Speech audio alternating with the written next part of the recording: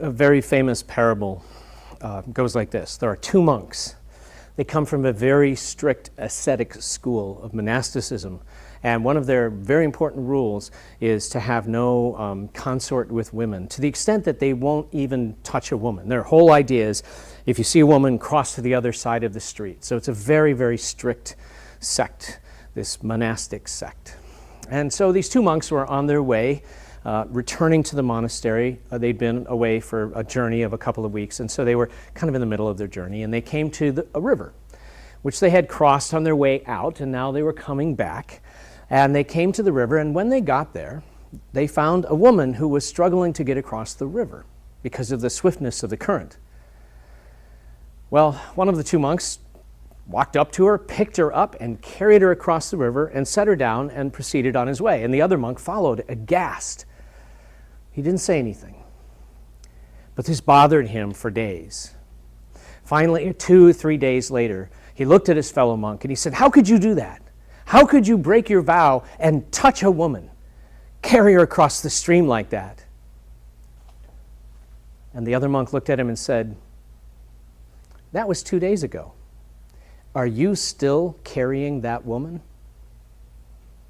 When I was first introduced to Sensei Dillman and became his student, and I started writing about pressure point technique for the magazines like Black Belt and stuff like that. I'd been writing for Black Belt and the other magazines, Inside Kung Fu, and I started that in 1981.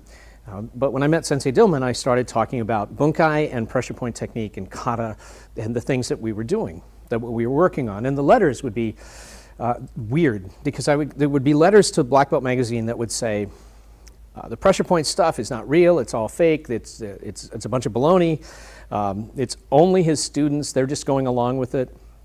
And Dillman himself would always laugh and say, "Well, how do you think they became my students? I knocked them out," which is absolutely true.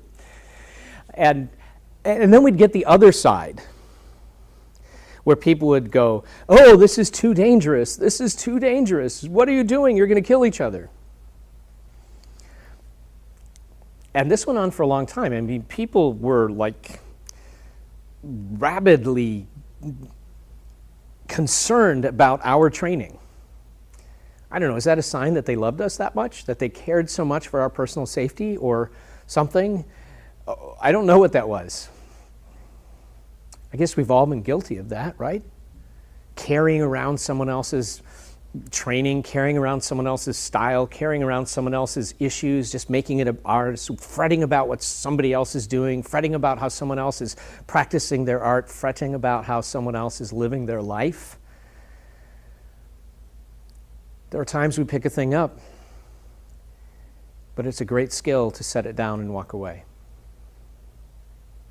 I'm Chris Thomas. These are some reflections from the master class. Thanks for watching. Now go train.